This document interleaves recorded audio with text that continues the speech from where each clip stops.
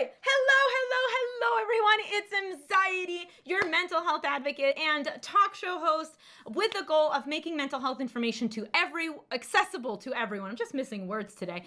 Making mental health information accessible to everyone. How do we do that? We do that through our Safe Point interviews where we talk to mental health professionals and advocates about either their lived experience or their learned experience. And we have open topic discussions and we play games and talk about mental health, but all of that accumulates to making sure that mental health information is out there and available and you know where to turn to when you need to. So thank you so much for being here, Dr. Kelli Dunlap. Oh my God. Oh my God. How many times have you been on? Once, twice, three times? Twice, right? Okay, hold on. They're saying they can't hear you, but now they should be able to hear you. Talk, please. Second time? Yeah. Audio check? Okay, cool. Audio check. Yeah. Yep. Yep. It's okay, Carthage. No one will. Yeah, I'm not here. I'm just here for the face. No, what? It's a beautiful face. Also, yeah. So I think this is, I want to say third time. It might be. I mean, it depends. Are we talking like solo, together? Like I don't know. But and I went on your thing, and yeah. Okay. Anyway, so Dr. Dunlap and I have an adoring relationship that is also professional because we have done research together, and the research kicked butt. Thank you very much. It did, and I'm really excited. That's gonna come out, and that's gonna drop bombs that people already knew. But it's research now, so it counts. Yeah. Yeah, we are literally just waiting on the second round of editorial reviews, which were supposed to be in last week. So I'm like waiting. I'm just waiting to get my hand on those second reviews and go forward. So yeah. The topic was the mental health of streamers during COVID. So slightly relevant.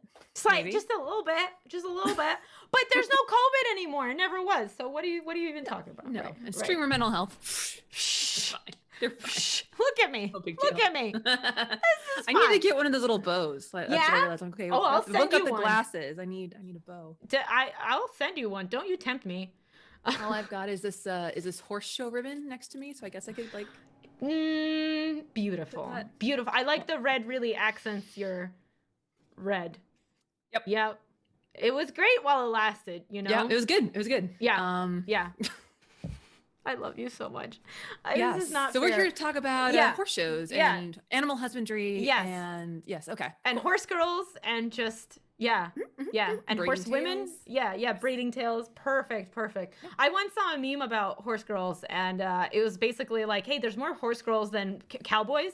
So if there's ever an apocalypse, all the horse girls you made fun of, they're not going to help you. And the cowboys aren't going to be there. So good luck. Yeah, I always like to joke. I know how to do archery and I know how to ride a horse. So I'm pretty much set. Wait, that is pretty cool. Can't do both at the same time. Oh, never tried that. Man, I'm imagining you like. I mean, like Merida is a hero. I'm not gonna lie. Oh well, obviously. Yeah, because we got the what is it? The red flowing locks. Oh, I like that. Oh, that's better than my accent because if you could change your fate, would you? Yeah. That's the best I got. I'm sorry. Yeah, no, it's good. All right, anyway, video game addiction. So people have asked me a ton of questions on video game addiction. This comes up all the time. This is lightning round. No, I'm kidding. But in seriousness, people do ask me a lot about video game addiction. And as you saw when I mentioned it in our server for Take This Ambassadors, people were like, actually, and I was like, wait, hold your horses. You'll have a forum to ask that question. But yes, so it is, it's crucial. So, do you have like a single page take on it? Video game addiction. Is it a thing? So the short answer is always no. Okay. For a couple of reasons. One, technically, in the two diagnostic tools that we have, whether the Diagnostic and Statistical Manual, which is what most American-based clinicians like myself, which hi, my name is Dr. Kelli Dunlap. I'm a clinical psychologist. Yes. Oh my God. I'm so sorry. Oh my God. I mean, like, wait, since when do rewind? Like, I don't ever introduce myself to you anyway. So, like, yeah, that's what happened. Oh no, I'm so. Please, no, it's good. Dr. Dunlap, can you tell us about yourself? I'm pretending that I'm professional this whole time. Can you tell us about yourself and your background and the knowledge you have? Yeah. So I have a doctorate in clinical psychology. My full-time job is as a therapist and has been throughout the entire pandemic. So I've been very, very busy. But I also have a master's in game design, and I actually teach game design from like a mental health and like social perspective at the American University Game Center. So I teach like the psychology of video games and games history and society, and the way how like our cultural components match with our mental health and psychological components, which match with game design, and how this is beautiful little triforce going on with that. And so when you're saying that there's lots of questions around gaming addiction, yes, I get them all the time. And not just from people in stream, but from other mental health professionals. And so the first thing that I always tell them is like, well, technically, no. Like, no matter what you believe, no, because the DSM, which is again our diagnostic manual, there's nothing in there. There is no gaming disorder that you can actually code somebody with. So that means that that diagnosis does not exist. The ICD-11, which is the World Health Organization's global medical manual, which countries have the option of opting into or out of. So depending on what country you live in, that may be an option for you. It is in the United States, but it's not adopted by every country. They determined back in 2018 that they wanted to include something called gaming disorder. But even though that's its own incredible, interesting dumpster fire. Sorry. Currently, even if you're like, yes, this is a thing, it's not actually something you can diagnose until January of 2022. So just to put like the pedantic stuff aside, as of this moment, gaming addiction or gaming disorder is not a diagnosable condition in any aspect of anything if you are in a medical field. Okay. 2022, it's going to change a little bit, but I always like to just put that out there at the gate. As a therapist, I have people ask me to evaluate different people to, like, if they have gaming addiction or not. And so I always like to tell them, like, no matter what I find, I can't put a diagnosis there because the diagnosis does not exist. So that's just kind of the top level. The second level answer that is Twitter length is that it's hella complicated. Mm-hmm. There is so much history in the term addiction. There's so much history in the term gaming. So let's put them together. And it's an incredibly complicated mess for a million different reasons, from stigma to the lack of a research base to clinicians going out and treating something that doesn't technically exist yet. So it's very much one of those things that you have to kind of take on a case by case basis and have very specific questions so that you can have the very specific answers that you need. Because otherwise you're just going to make broad statements. And that's one of the major issues with this idea of gaming addiction and gaming disorder anyway, is that we're making really broad statements about things that we know very, very little about. Got it. Okay. So that's not ideal in any shape or form. So we're not, like, the fact is it's confusing and it's complicated, which any psychological thing is confusing and complicated, and that's okay. But here we have layers and layers and layers. The issue is scapegoating, right? Is that that video games are most recently, and I've written about this for takethis.org, are the most recent scapegoat of many, right? At one point, the printing press was the reason for man's downfall. Today, it's video games. And the amount of people who will say, I think I'm a little bit addicted, or I think I play too much, and that's probably... So I want to talk about, like, where are the... What is the word I'm trying to find? Validate? What? Which parts of it are valid? Are there any? Empiricism? Is there anything to? Are empirical evidence? Is there any? Yeah. Are there any parts? Are there any pieces of evidence that? No. Are there? God, darn it! Words are hard. Yeah, words are very hard today. Are there any portions of this which are you can point to and say, like, okay, there's validity to that? Yeah. Are there pieces of it that are valid? Like, you're like, okay, I could see that that's important. So there's, and again, sometimes it feels like splitting hairs, but language is so important. Mm-hmm. And this just exemplifies that. If I'm talking with a friend, I'm like, I am so addicted to Untitled Goose Game. And it's in a text. Mm-hmm. No one cares. It doesn't mean anything. It's just taking clinical language and putting it into common parlance. It's what we do. Like, I binge watch this. I'm addicted to Netflix.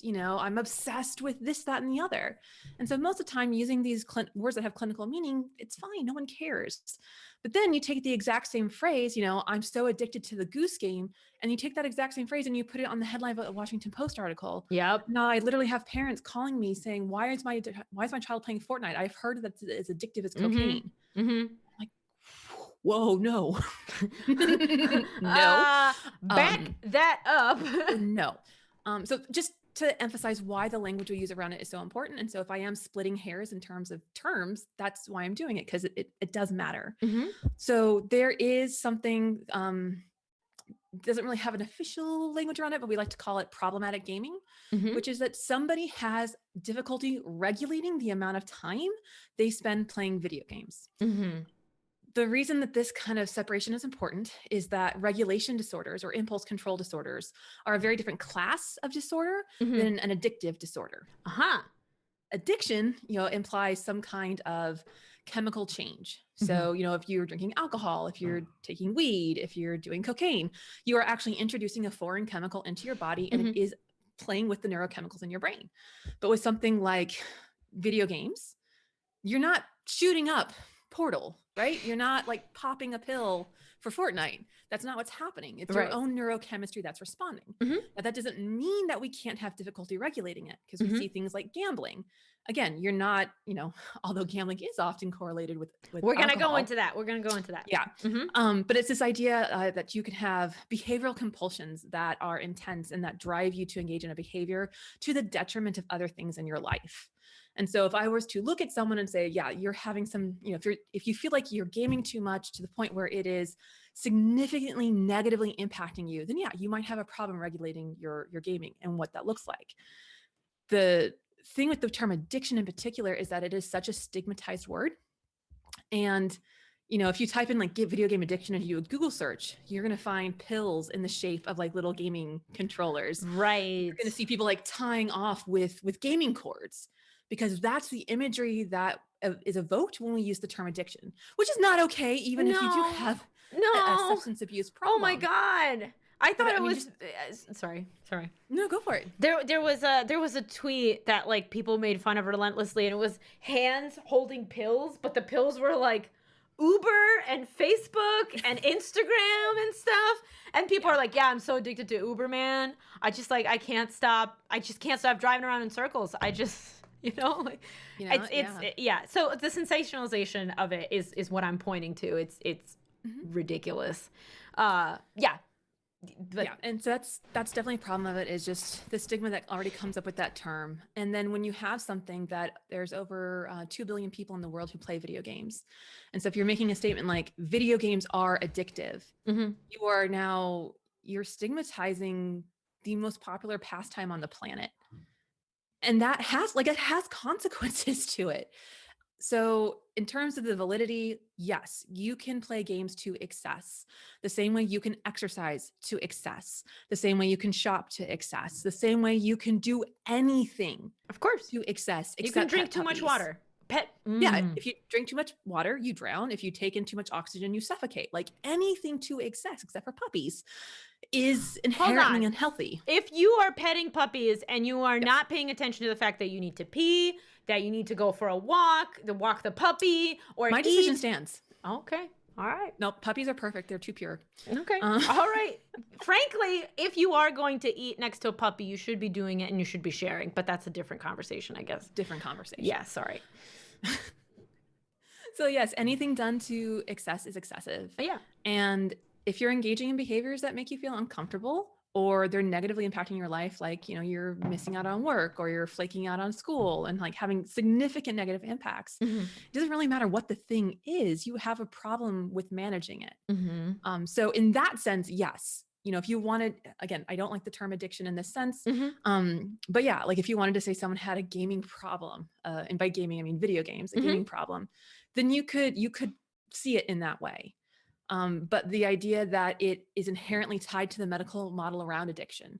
I mean, one of the very first screens for gaming addiction is they just took the DSM's diagnostic criteria for alcohol abuse. Right. I saw And that. they just swapped out the term alcohol for the word gaming.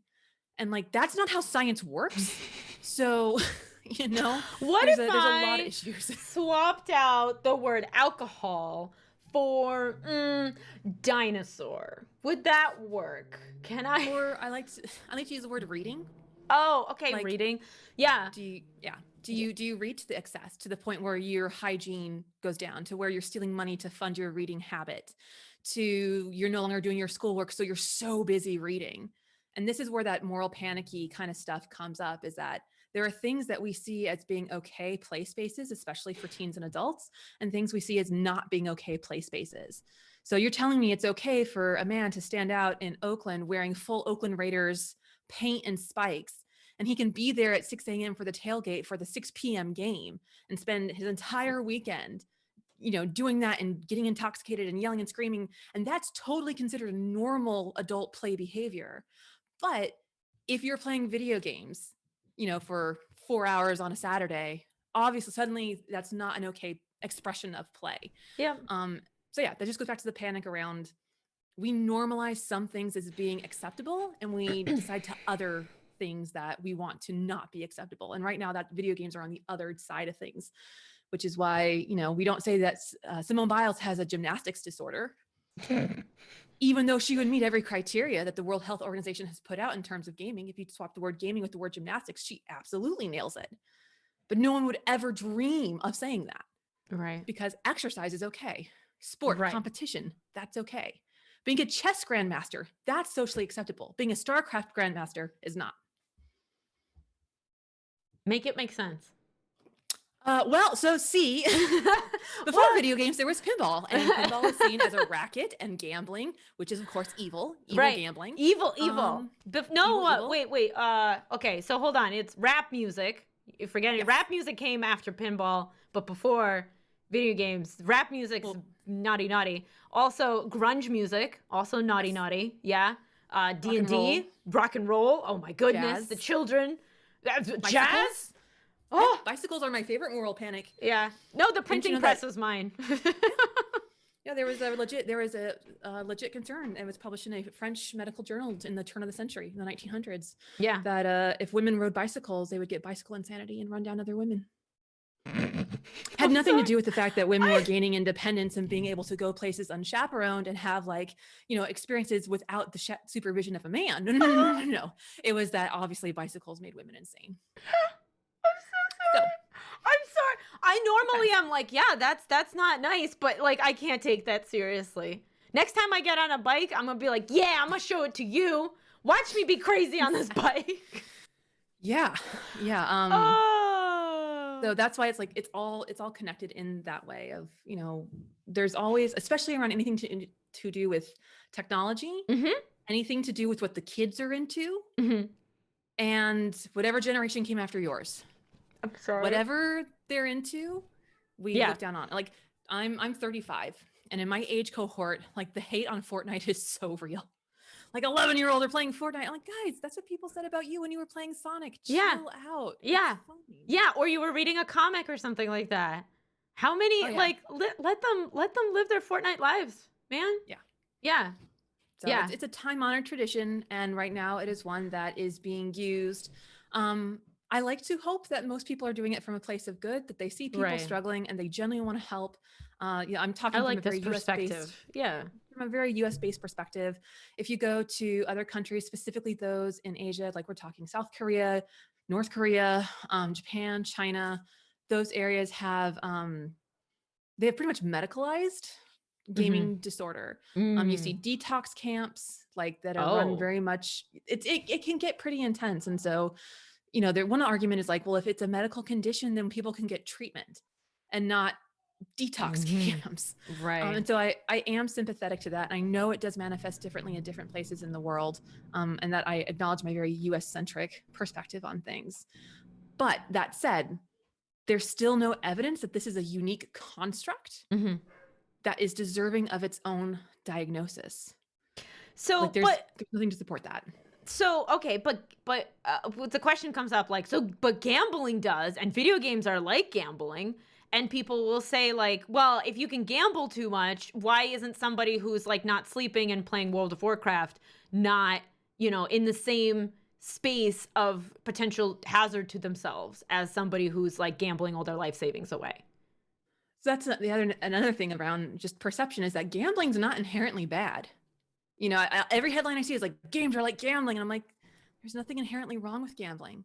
Right. We have regulations around it so Mhm. that it can be done as safely as possible. Mhm. And do some people experience excessive gambling? Yes, they do. Mhm. You can gamble to excess, Mm-hmm. absolutely. But gambling unto itself is not evil. Like there's lots of countries in this world where gambling is completely legal. In the US, the age is 21, go for it. Mhm. And if you're on, it's like there's an Indian casino near where I grew up. For 18, Mhm. you could go and gamble. Mhm. So again, there's nothing inherent other than the puritanical view. There's Mhm. nothing inherently wrong in gambling. And gambling is really, really fascinating because it is so tied with games, literally dating back thousands and thousands of years. So if you want to go back 10,000 years before we were even settled as a species, we were still like hunter nomadic. People had knuckle bones and they would use them as dice to throw games of chance. Like, these two things are just so intertwined. And so, yes, anything can be done to excess. And so I do think that there need to be guardrails around things like, say, loot boxes. There's no reason an E-rated game needs to ever have a loot box. There's no reason a T-rated game needs to have a loot box. These are things that I don't think we need to criminalize or demonize, just to know that like those aren't appropriate for the audiences you're aiming for. And then gambling unto itself, like gambling addiction, they don't even know why some people get it and some don't. There are some hypotheses around dopamine as one of the neurotransmitters involved, but that's really out of favor now and seen as kind of like 30-year-old research. Just doesn't explain it anymore. Because people use that to explain like social media addiction as well, right? You get that dopamine hit, and that's where the headline comes in, like it's as addictive as cocaine because it gives you the same dopamine hit. And like, how many things are cocaine then? If you get dopamine, it's a normal thing in your brain. You need it. So like, you can't just say anything that gives you dopamine is cocaine. That's awful. And what's fascinating is that like the research, this admittedly has been done on rats, but what they did is they basically took all the dopamine out of a rat and looked like, okay, well, if we're assuming that dopamine is required for feeling pleasure, and that's the only thing, then a rat with zero dopamine will experience no pleasure, and they will drink normal water and sugar water equally. They will not have a preference. And what they found is that's not true. Even rats that have all their dopaminergic pathways removed still prefer the sugar water. So they're still getting pleasure. There was some thinking around, well, dopamine's in the reward system, so it's important to learn. Same thing. If you have a rat or an animal that has no dopamine, they can still learn. They can still feel reward. So it's like, okay, well, it can't be it all. But of course, people like Alzheimer's patients who have dopamine deficiency, and then as part of their treatment, they get additional dopamine. They actually are more vulnerable to engaging in problematic gambling. Okay. So there's something going on with dopamine. But again, anytime someone takes something to do with the brain and makes it as simple as a slogan, like a shot of dopamine, that should be a giant red flag that this is not they don't know accurate, what the heck they're talking about. that this is gimmicky. There's a really beautiful quote. I can't for the life remember me who said it. But it basically, if the brain were simple enough for us to understand, we would be too simple to understand it. Ooh. And so we are incredibly complex beings. Right. Because when the brain, when scientists are studying the brain, it's the brain studying itself. Yeah. I see the joke, cyber squirrel. Is it fair to say the only two things humans enjoy is dopamine and serotonin? I've seen that shirt and I've seen that joke. But I'm like, so I acknowledge that and I giggle. But also like the amount of hormones and neurochemicals that we have in our brain is just, there's so much more than that. Like oxytocin, for example, is the cuddle drug. Yeah. And so like that warm feeling that you get when you hug somebody or you hold eye contact for an extended period of time, that's not dopamine. That's not serotonin. That is largely oxytocin. And so that is highly reinforcing. That's what bonds mothers and their babies, which is what makes us tolerate them when they're just screaming at us for a very long time. I say I have a 4-year-old, so I will own that. But I've heard people say like, oh, how come then they use gambling tech? This is my impression of people who say that. Yes, of course. So how come they use gambling techniques in video games if video games are not the gambling then? I'm just so in awe of the impression. It's a beautiful impression. It kind of sounds like strong bad, but please disregard that. A little bit. Yeah. It's a little bit. I mean, like gambling has a very specific definition where you are inputting something of monetary value in the chance of getting something back in return. That is not what video games are. Not even close. But what about the loot box? The loot boxers. So, yeah. So gaming and loot boxes are two separate things. Sure. Again, why language is important because we do need to separate this. Right. And then when you look at loot boxes, pretty much every article I've seen is like loot boxes are bad. I'm like, well, what kind? Are we talking random number generator loot boxes? Are we talking cosmetic? Are we talking about pay to win? Because there are very different reasons for engaging in these kinds of behaviors. I know there's some really interesting research around why people buy Fortnite skins. Because there's no in-game value. It doesn't make you a better player, but it is a status symbol. So people are more likely to buy them. Yeah. And so you can, a microtransaction is not necessarily a loot box. And a loot, so it's just, we don't even have a good term for what loot box is when we're talking about gambling. So, but what I will say is that there is interesting research that has been done. The lead researcher, his name is Zendel, Zendle. And basically, he's been doing a lot of pioneering research around problematic gambling in games and problematic gambling in like casinos. What he's found is that they're related. That people who have problem regulating one tend to have problem regulating the other. And so that's important to highlight. And I'm not going to pretend like that research doesn't exist because it's important research. But the most important piece is that there is no causation. There's not a single stitch of research out there that can prove that if you are exposed to loot box gambling in games, even the worst case loot box, that will then make you more likely to have a gambling problem outside of games. So it's like, okay, it kind of makes sense. Like if you have trouble regulating your impulse control in one space, you probably have trouble regulating your impulse control in another space too. But games take advantage of, like there are games that take advantage of, like literally, right? Like Candy Crush and stuff that like, oh, I'll pay you, you pay me and you can unlock new levels but you can't do this next thing unless you pay money and yeah. So Celia Hodent refers to these, and she and others, but she's the one I look up to and who I'm going to give the shout out to. Yay! Her name's Celia Hodent. She's a cognitive psychologist. She used to work on Fortnite. She was their lead UX designer. Cool. And she has some fantastic talks on dark design patterns. So dark design patterns are those that prey on our inherent cognitive biases as humans to get us to nudge us in certain directions. So the idea that a game can make you do something, right? We're getting into like the free will debate, and I don't think that's super helpful. But I mean, the challenge I always give to my grad students when we talk about dark designs is go to Amazon and try to unsubscribe from Prime. Or even if you want a harder task, try and unsubscribe from Amazon entirely. I guarantee you will not be able to find it. It is so buried. I will tell you, we had to make a lot of phone calls because we just did it. We just, sorry, Amazon gods, please discontinue the stream. But we just did it because we were like, you know what? We don't really use it that much right now. We're ordering from other places. And you got to go through hell and high water. Same thing with, oh gosh, what is it? Sirius Radio. Oh my God. The hoops they will make you jump through. Yeah. I mean, there's a reason the subscribe button is giant and the unsubscribe button is hard to find. Yeah. And so definitely there are games that exploit dark design patterns. They exploit cognitive biases. One example I always give my students is that that's one of the reasons that games use in-game currency is because like, do I want to spend 20,000 slugs on this new skin? I don't know, that sounds fine. And then you like toggle it and you show how much 20,000 slugs is, and it's like $20. I'm not gonna pay $20 for that. Right. So there are definitely ways you can obfuscate, you can redirect people, you can nudge people. It has been something that's been done in marketing since like the Mad Men era. Not that makes it okay. No, but it's been done. Yeah, it's been done. Yeah, psychologists have been used for bad things for very many years. Yeah. Advertising is the best proof of that.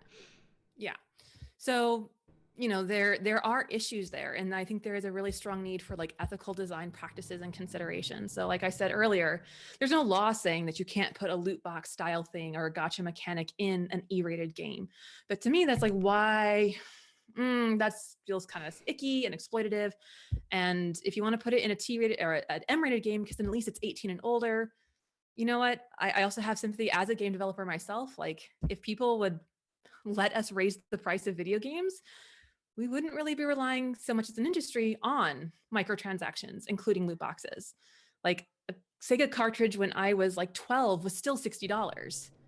That was 20 years ago, and my games have gotten much more complicated since then with larger studios. And so I'm, on one hand, I can feel their pain that they have to make money. I get it. Like that's an industry, that's what they need to do. But there still need to be ethical considerations around it. And the thing that I tell devs is that we need to regulate ourselves as an industry. Otherwise, the government's going to regulate for us. And that's a really good point. Yeah, we don't want that. We've seen what happened when Zuckerberg sat down in Congress and was literally asked how the internet worked. The congressman asked him, well, if you don't sell anything, how do you make money? And it's like, dude, you don't even understand ads or like selling people's data. And so these are the people who are would be in charge of regulating games in this space. Right. That what they would write up is not something that's going to help anybody. But do you find, so we're getting into video game ethics now and I want to make sure that we separate that just for in this conversation. I want to make sure that is super clear. We went from talking about video game addiction to talking about video game ethics. Are the two intertwined? Oh, absolutely. Yes. I have a GDC talk about ethical video game design that's coming up this summer. Right. Are the two intertwined? Yeah, absolutely 110%. Are they the same? No. So when people start talking about what about gambling in the video games, that's ethics. That is not... That is mudded by the fact that gambling and addiction is its own psychological thing. That does not mean that it's necessarily connected to the other. Does that make sense? Like, am I saying things? Yeah, it's A and B and a little bit of C, and we're saying they're all the same thing, but they're all separate. I mean, it goes back to like just the fundamental idea of like, this is my soapbox, but it's not good enough to just do no harm. In design, you have to actively do good because every experience that a person has been designed in some way, from the chair you sit in to those stupid Norman doors where you never know whether it's push or pull. Design has an impact and you can have the best of intentions and still have a really terrible impact. And so needing guidelines around this, like, okay, if we're going to do loot boxes, how do we do them in a way that's not exploitative? I don't know if you guys saw the thing that leaked out recently about FIFA, where they were intentionally making the most sought after items the ones you would have to pay for. Like, is it icky? Yes. Is it immoral? Yes. Is it illegal? No. Is it addicting? No. Applying social pressure. Yes, that's totally freaking different. That's like saying that like you're addicted to buying like a Prada bag. Like, you're socially, maybe you're like, hey, everybody, this is a cool thing that like other people have. Maybe I should buy myself one. That's not the same. That's not the same as saying you're addicted to bags because you bought a Prada bag.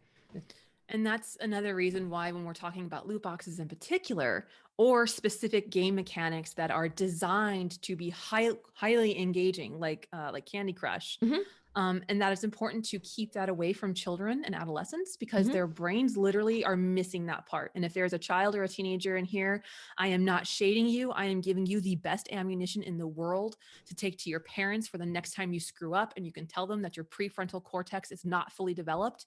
The part that is responsible for like planning and like foreseeing future consequences is literally not developed fully until you're 25. So we know that about human development. So there's really no reason why we need to put these more exploitative, these more dark designy patterns into games for people that age where we know they're going to be more vulnerable. Got it. So your brain no like work. That's ethics. Yeah, ethics, right. Your brain no work that good yet. Is that summarized? I'm just here to summarize and make sure people, get it. I'm sorry, everybody.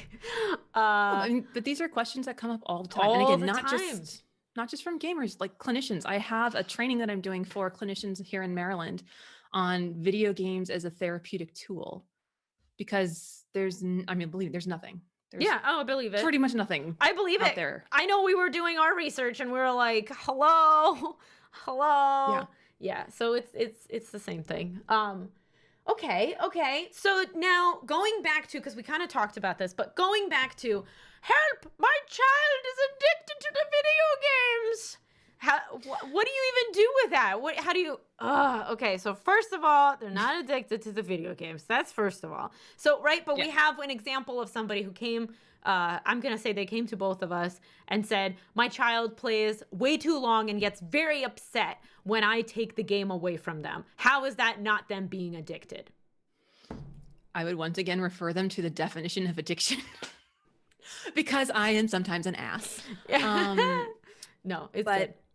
I mean, as a clinician, I have cases like this. I have people refer their gaming addicted children to me for assessment or for treatment. And I mean, the very first thing I always want to know is like, okay, well, what are you playing and why are you playing it? Because one of the things about games and why the addiction argument to me just is so bizarre is that when we're talking about like cocaine or heroin or even weed to some extent, like there is a specific chemical that is involved. Like if you take a pack of cigarettes, you can pull out nicotine and you know that is the addictive component. There's nothing in video games. Like no one person loves every type of video game. There's not one magic sauce that happens across video games. And so this idea that it's, the video games at all are addictive is just like, it's just misunderstanding what the term addiction even means.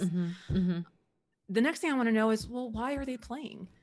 Because I know the games I play for a very specific reason. Most of the time it's social connection. Like I'm playing Star Wars Squadrons right now. I don't even really like the game, but because I'm bad at it. I'm not going to do any kind of flight simulator, but that's fine. But all my buddies get on. Like my buddies in Europe are on, and my husband and I have friends who have moved. We've scattered since college. And that's the thing that we get on to play together. And that's why I play that game. That's awesome. When I was playing Halo in college, and I was probably playing 25, 30-ish hours a week while in college. It's because it was this huge social event. Everybody on the floor came together for. We would stay up all night playing. Like literally, we'd start playing at like 6 p.m. after dinner, play till like 7 a.m. the next morning, go to the cafeteria, eat, go to our 9 a.m. class and come back and sleep till 6 p.m. and do it again. So like, I tell clinicians that and they're like, oh my God, you were addicted. I'm like, I have a doctorate. So you can throw shade at my undergrad self all you wanted, but I still graduated like not valedictorian, summa cum laude, some of the summa, one of the summas. Magna cum laude and a semester early. Oh, like, wow. It's fun. And I know that's not going to be the same for everybody. And some people are going to struggle more than I did. But like, this idea that why you play is so important. If the child or the teenager or the person's only social connection that they're getting, especially in a pandemic, is by playing games online, then no wonder. Like when you would pull your kid in from playing basketball, he'd go, Mom, and get upset. You didn't say he was addicted to basketball. Right. He was having fun with his friends with the activity you found to be socially acceptable. Right. So a lot of it is that. Sometimes, especially you find this in older, like young adults and older gamers, is that your job sucks. Life generally sucks. And the only place where you can feel like you make a difference is Animal Crossing. Actions matter is Animal Crossing. That you can level up, that you can achieve, that you can feel a sense of mastery or competence or connection is through games. And so like, why, of course you're going to want to stay with that. It matters to you. It's not some just massive waste of time. This is something that's really important to you. And so if you decide that that is problematic, then literally you're trying to take away the only support these people have. Is it the healthiest coping mechanism?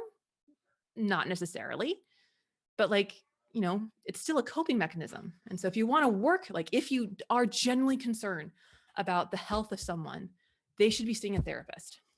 Like that's always my recommendation. If you are seriously that concerned, they should be talking to someone because chances are there's something else going on and games are their way of managing. Maybe it's their ADHD.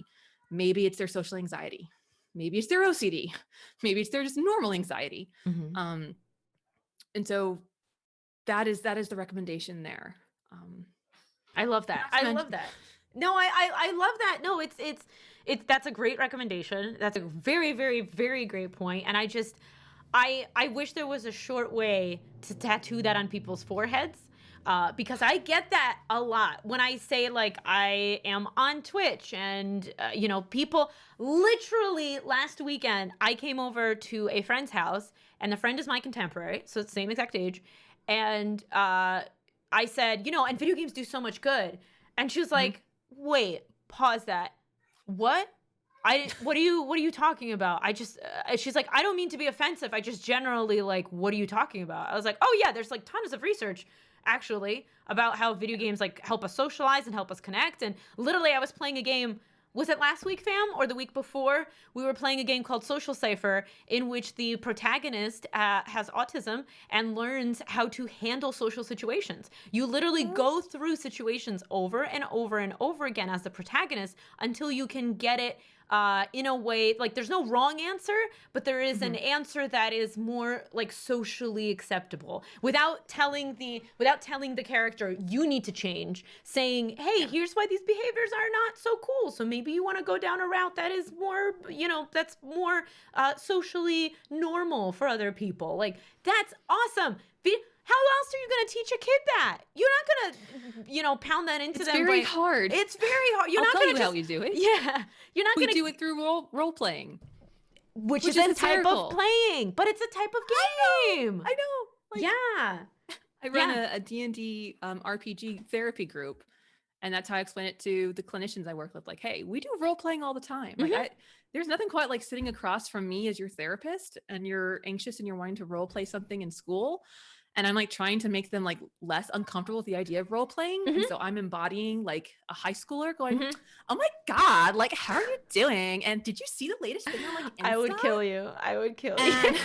I would just walk out. I mean, the Valley Girl thing they don't get. No. Because that's like they're 90s. too young. Yeah. But like, it's something we do anyway. We invite people to play with us in therapy, especially if they're younger. So this idea that there is something massively evil or bad about a digital video game, because like most practices that have any kind of game-based play have board games. Like, I don't think there's any clinician who goes through training who has not used Uno at some point in their practice. Uno reverse? Yeah. Do you, man. Okay, fam, it is exclamation question time. Please add your questions to the list. I think you will do a better job asking questions than, because I'm just going to keep on going with like stuff that I want to know about. But I know this community has a tons of questions. So start asking. It's exclamation join and then ask your question. Or you can do exclamation question. That'll give you instructions on how to join. Yeah. Man. No, so because we had somebody on recently that was talking about like how social media is bad because it gives you that dopamine feedback loop. And I just like could not accept that as an answer, because I was like, the reason I'm on social media so much is because I'm lonely because I can't talk to my friends any other way. And if that happens to be that I can only talk to them through DMs on Twitter, then guess where I'm going to be so I could talk to my friends? Sorry. I mean, I'm not going to lie. A couple of my colleagues, one of them is here in the chat, Zeitgeist. That's Dr. Rachel Cowart, who again, like, can we shout out Zeitgeist, please? Can we shout out Zeitgeist, please? On Twitter. On all the things. Yes. As I was prepping for this, I like brushed up. Hers was stuff I read. Like, I read a chapter from her book. I reviewed her video, as well as Shabilsky, who just had a fantastic article come out about how, guess what?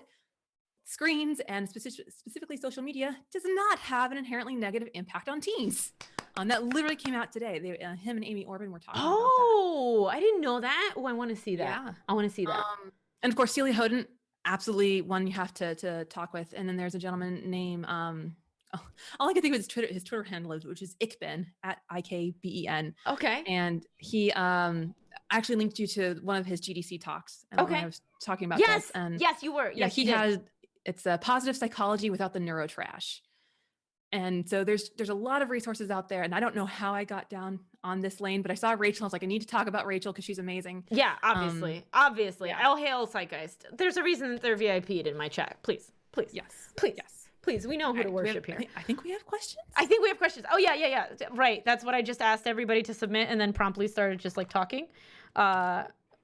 Hold on, it's exclamation list, I think will give me the list of questions. Yes, okay, so let me pop that up. Okay. I love answering questions. Okay, there's a way to do this quicker than the way I'm doing it right now, but that's not the word I'm implementing, so there you go. Okay, exclamation QU next, I think. Yep, okay, and then that question was from another thing, so QU next.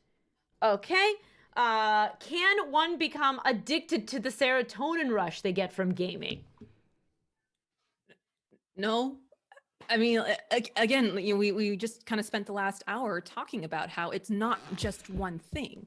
It's not a serotonin rush. When you're playing games, most of the time it is because it's something that you enjoy. And so there is a lot of stuff that is going on in your mind that is reinforcing that this is something that is fun for you. You do not get addicted or high off of your own neurochemicals. Like if you want to tweak them or adjust them with something, then you know what, then we're adding in new things here. But yeah, it's never that simple. As it's just being one neurochemical. And I don't want to be like coming at this person. It is such a common misconception, and we want it to be simple. We want it to be that easy because then we can explain it. And if we can explain it, then we can protect the children and ourselves. And I get that. I really do. Yes. Yes. But it's when you're dealing with the brain, it is never going to be that simple. Yeah. All right. Nanosphere, sorry, one question at a time. I think we're getting to yours shortly, though. So, Cartha Bruges asks, so my two youngest kids have ADHD and are showing executive function issues. And one way of manifesting is playing games when they should be doing other stuff, unsurprisingly. Is it true for a lot of other diagnoses? Is what true? That, you again, it's a way of dealing with some mental health issue that you have. So it can be. I mean, there are plenty of people out there who will talk about how games got them through their depression, how games got them through their OCD, through their alcoholism, through their ADHD, through their autism. I mean, Dr. B is always a huge advocate of that. One thing specifically about ADHD is it's not that people with ADHD don't have attention. It's that they just don't have good control over where that attention goes. And so if you have something that is highly stimulating and highly engaging, like a game, yeah, that's going to be a lot more attractive than something boring like schoolwork. Sorry, school. Again, I have a doctorate, so I obviously fully endorse schooling and education. You heard it here first. Doctorate PsyD, M.A. PsyD says school is schmool. You heard it here first. You literally probably heard, I don't know anybody who said school is schmool, so you probably did hear it here first. And so it's one of those things where if they're doing it in a way that seems to be regulated well, like they're responding to you, they're listening, yes, they really enjoy their games, but they're able to balance it in some way, then you really got nothing to worry about. Again, obviously, if grades start dropping, if they're not sleeping, any of these red flags that we would see across any spectra of disorder, then you do start to wonder, okay, what's going on? And, I'm always curious, like what need is getting met through the gameplay that is not being met outside of the gameplay. And how do you get the kid to look for that in a healthier way? Yeah. For example, if someone's really into, say, Magic the Gathering and to the point where they don't want to do their schoolwork anymore. Well, what about that game are they so into? Is it the collection aspect? Is it the strategy? I worked with someone once who just liked to organize them. It was a little OCD-ish, sure. But like, just like to, organize them and to collect the collection aspect, but also like, just so they look after nice. Box after box. Yeah. He liked to have them. Yeah. And so it's a matter of, okay, well, part of that's great, fine. Collection organization, wonderful. What else can we get you to collect? What else can we interest you in organizing? What aspects are we really meeting here? But again, that's the differentiation between, something as a parent, are they doing it more than you'd like? Or are they genuinely doing it as a detriment to themselves? Right. And that's always a really, really tough line to walk. And of course, I'm always if you're not sure, find somebody who can maybe talk to you about it. So whether that's me informally without my therapist hat on, because that would be unethical if it was, or, finding a child psychologist or a therapist or somebody who's going to have a playful way of understanding why kids are engaging in these kinds of behaviors. And I know there are more questions. So I'm going to stop.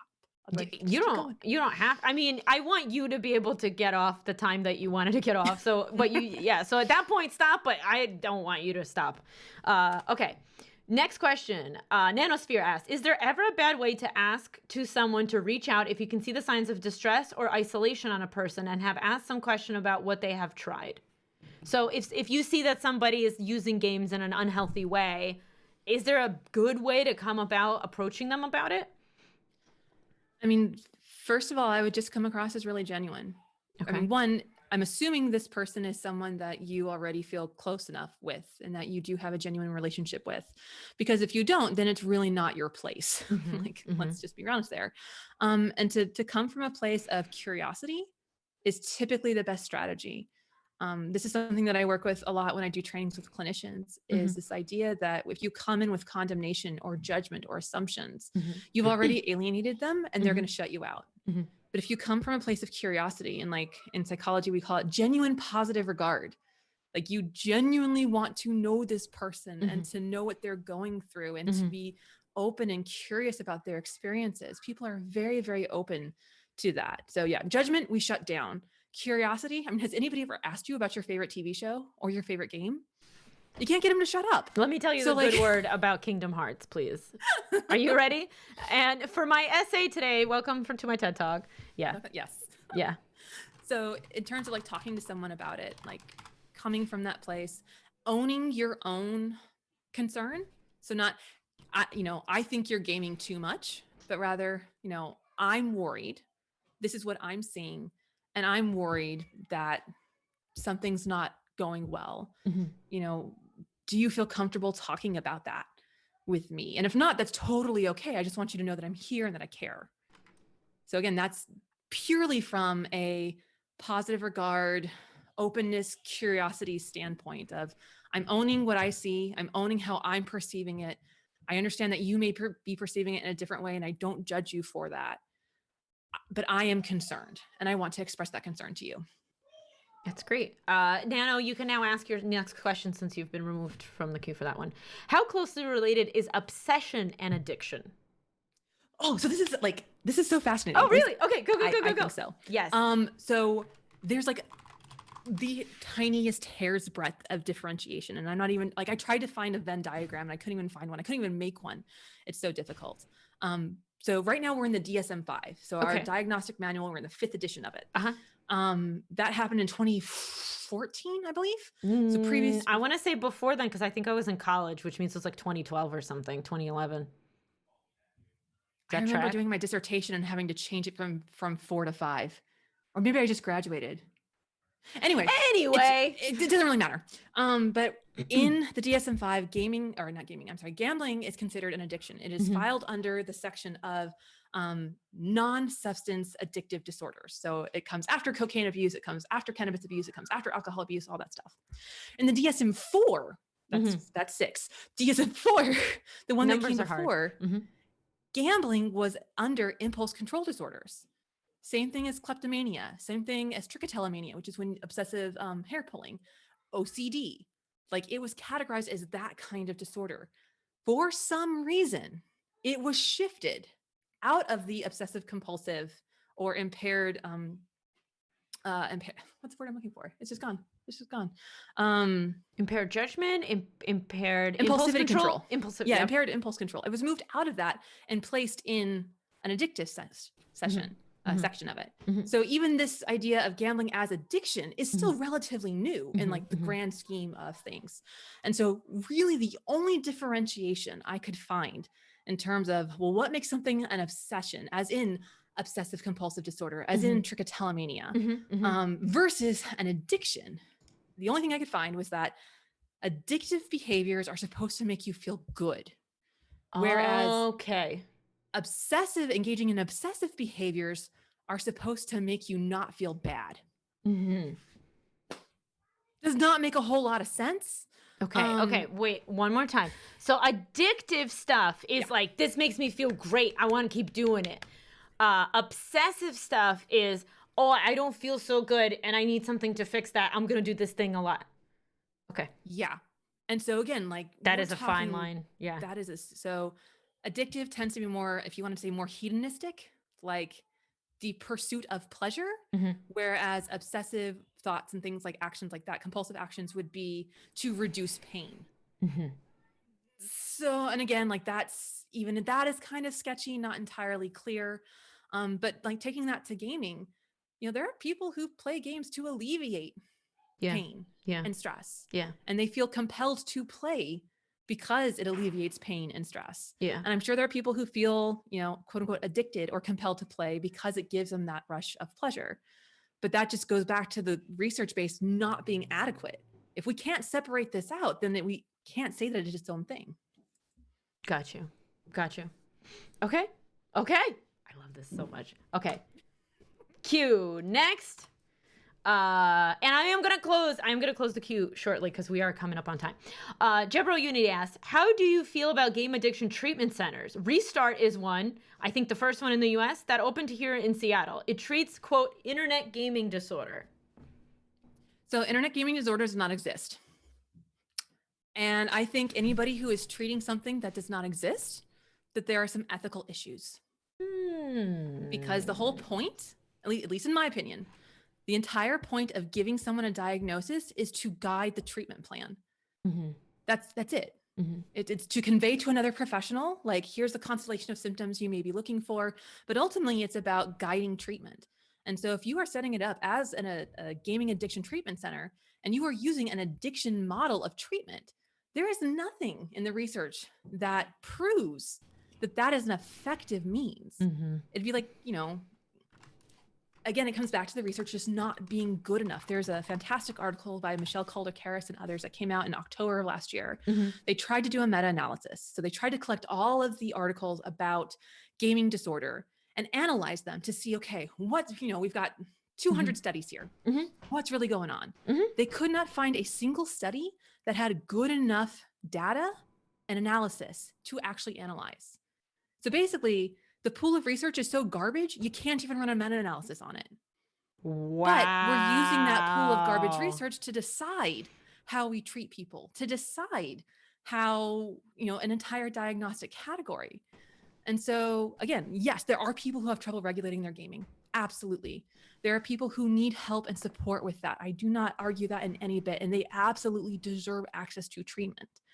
But when you're saying this is a gaming addiction treatment center and you're following an addictive model of treatment, you are assuming that that is the right course of action.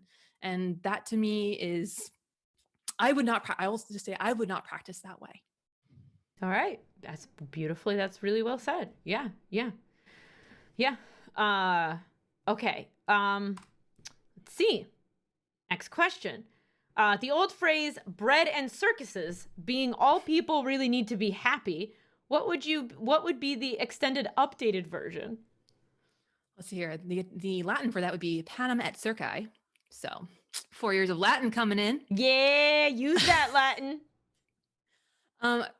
Ultimately, I think the most important thing is connection. Right. And the reason that bread and circuses work is because when we break bread, we do it together. And food is a cultural way that we connect. Like every culture has its own dish that involves have special holidays. Mm-hmm. Mm-hmm. Bread, largely, yes. Bread like substances. Yes. I was joking the other day, like every culture has a pancake. A pancake transcends all. Yeah, that's very true. Spoken as somebody who's from Russia, that we had different pancakes. Blini. Yeah. I love blini. Yeah. But circuses too. It's a place where you come together and you celebrate and you engage in ritual. That's such a huge part of what we need to be happy, is to be connected and to engage in rituals that remind us of those connections. Unfortunately, we live in a capitalist society, and so therefore money, unfortunately plays into it too. But if all things were equal and we could all just exist, that to me is the key right there to just being psychologically well and healthy. Oh, I like that. Martizel asks, advice for talking to other healthcare professionals in regards to screen time and gaming. A lot of older staff don't see the value and only know the myths. Oh, I know you're scared of this one. I know. Okay. Because, I'm going to give a smidge of a background as much as I can, without it not being my business. Dr. Dunlap attempted to do to speak in front of a crowd of other psychological professionals and was forced to backtrack all the way to, wait a minute, what is cancel culture? Is that right? Right? Is that what you were backtracked to? You were backtracked a lot. You were back anyway. So yeah, I asked so about Twitter. Twitter, yes, and they're like, Yeah. wait a minute, what I is asked about social? a Twitter mob, and Yeah, they're like, "What? that's what it was. What's that?" That's what it was. It also reminds me, I recently gave a talk on video games as a cultural competence to the Maryland Psychological Association at their annual conference. I got my feedback back, and most of it was wonderful. I'm literally one of the highest rated speakers they've ever had, which I'm delighted with. But of course, as someone with anxiety, you know, the one negative review stood out. There was one person who neg bombed me straight down the line. Of course. And then I was reading the comments, and it was like, she was unprofessional. She obviously has no idea what she's talking about. She, you know, is naive. And like, it just went on and on and on about how I literally am too young and too dumb to know anything. Why, of course you are. Of course. Jeez, wow. Okay. And so when it comes to like talking about this with other mental health professionals, one is to just be loud and obnoxious. And that's what I do. Like that's my tact, is like, listen. Apparently it works and it gets the point across. So bless his little heart. I mean, honestly, the good news is like when I was doing my training, back when I was in doctor school, there wasn't a single professor there who knew anything about games. There was nobody there. They were like, do whatever you want. We have no clue. And it's a lot better now. You can actually get trainings and things like mental health in games and therapeutic gaming. There's some really great organizations out there that actually do CEUs and trainings for mental health professionals, but it's still really rare and it's really hard to find. And it's still, I mean, to this day, I'm still the video game girl. And either that is a really good thing when someone's like, oh my gosh, I have this kid, she'd be perfect. I'm like, great. But then it also comes to things like the American Psychological Association going, this doesn't belong at our conference. All right, well, let me fix my glasses real quick there for you. And so, yeah, just warning you that it can be very lonely and not everyone's going to get it. And if you are in a position where you're relying on someone else's supervision or training, you might have to suck it up and just nod and smile until you have your own license. Because really the only time I was able to do what I wanted to do was when I was licensed under my own power, because then no one could tell me no. And then I could do the things that I knew were right, even though, because I've been researching them for 10 years. Can we talk about how much of a badass you are to be like, oh, I can't do something? I'll find a way to do it. Too bad. That's amazing. So, yeah. That is badassery. Yeah. Badassery and obstinate are two sides of the same coin. I wear both badges proudly. But yeah, if you are interested, just be my friend. Like I went through it. I know what it's like to feel like the only person and screaming from a rooftop about something like this. So you don't have to do that now. Yeah. People like Rachel, who she's still in the chat. Zeitgeist. I don't know. Maybe she's taking a nap now. I don't know. She did just 3D print a human. So she did. She did. That's what I'm saying. She should be taking a nap, but she's here and I'm so honored. I'm so happy and I'm so grateful. Love you. Love you very much, Zeitgeist. So you are supported. We are out there. And if you need support, let me know. Awesome. All right. Nanosphere. How come I don't feel joy from games that I do feel. Wait, Nano, I think you might need to re-ask this. How come I don't feel joy from games I do feel compelled or interested and negative feelings? Okay. So I can actually speak to that. Okay. If you are feeling like you're playing something but you're not getting any joy out of it, but you feel like you need to do it, it's important for you to kind of look into why that is. From way in the back, before I was in doctor school, I was a competitive Halo 3 player. And I remember like showing up to practices, and after a while I didn't want to do it anymore. Like playing was not something that was fun. It was work. And so, I felt that sense of compelled, like I need to show up. My teammates need me. I can't let my team down. And then if I had a bad game, I screwed up. I let my team down. I've come a long way. I've done a lot of therapy since then, but it was like, I've let my team down. I'm not good enough. Being a woman in the Halo community in the early 2000s, very different time. And so, one of the questions I ask when I'm asking people about gaming addiction, so to speak, is like, do you still enjoy the game that you're playing? And if not, let's take a look at that. This happens a lot with people who are engaged in MMOs, massive multiplayer online role-playing games, or games where your teammates are relying on you to show up. Like you don't see this happening with like Legend of Zelda typically, where it's really about you and your schedule. But when other people are relying on you to show up, there tends to be the switch in our brain where we go from it being play and something enjoyable and fun to being work, something that needs to be done, something we're obligated to do. And so reminding ourselves that we don't have to do that. Like it's okay to say no. And if you can't do your raids anymore, your team will survive. And if you need a break, you need to take that break. And so that really is about setting boundaries more than it is about like, I'm addicted to games. Got you. So it's setting boundaries with yourself too. Mm-hmm. That's okay. Yeah, I like that. I like that very, very much. Wait, are we? I think we're done. Hold on. The queue is empty. We did it. All You right. did it. We High did five it. yourself. Oh my goodness. You are amazing. God, I love you so much. Thank I love you you. so much. Dr. Dunlap has been there for the ups, the downs, and then some more downs, and then some more ups. So I have to publicly thank you for being so kind and bringing so much wonderful, just awesomeness to the world, and for the support that you offer, expecting absolutely not anything in return. And I just thank you. Just thank you for that.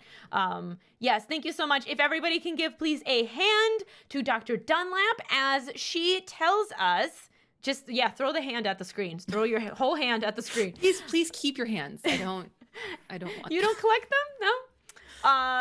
That'll be the thing that gets clipped. Let's turn this a little bit more that way.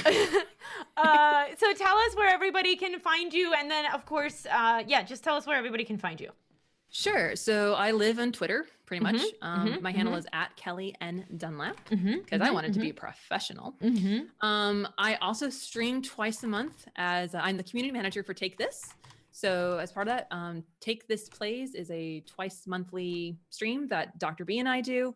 And so I basically have him play a game and then yell at him for playing it wrong.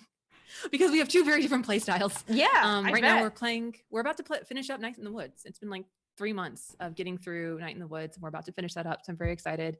The community wants Spirit Fair next, so we'll see how that goes. Spirit Fair is a beautiful one, but that's so tough.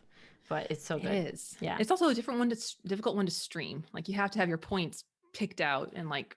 Anyway, well, so you can find me. I streamed it. I thought it was. We could talk about it because I thought it was. We streamed through it. It was pretty okay. It was pretty okay. I don't know for how long though. But yeah. For me. Yeah. For me, I would need like.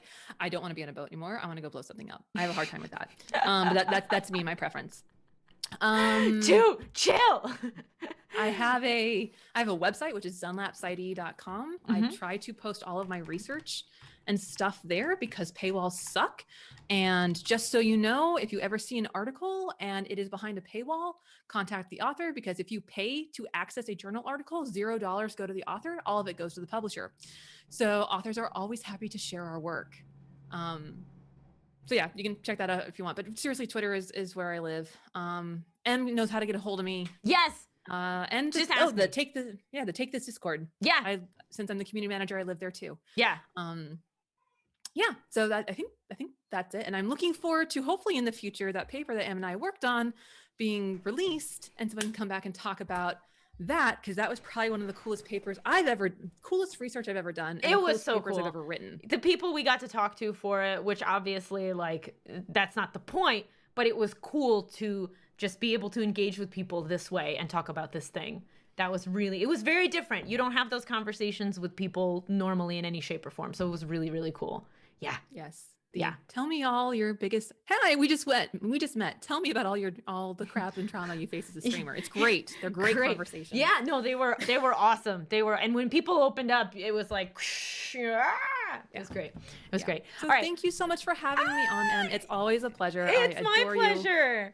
Thank and you. your community is so lovely. So thank you for all the questions, everybody. And as always, you guys know where to find me. So I'm in M's Discord too. So yes, you can add me there. Yeah. Dr. Goose, Dr. Dunlap is as Dr. Goose in our Discord, and she is a moderator. So you can, if you bother me, I will make sure that she knows to actually check that out. So this video will be only on Twitch, Dr. Gilman. At this time, I'm no longer uploading videos to YouTube, but thank you for asking. But yeah, Bliffle. Oh, you didn't know that. But okay, all right. I love you so much. I'm gonna be right back-a-roo stream. Thank you so much, everybody who's been here. Thank you so much, Dr. Dunlap. We will definitely talk again soon. Bye.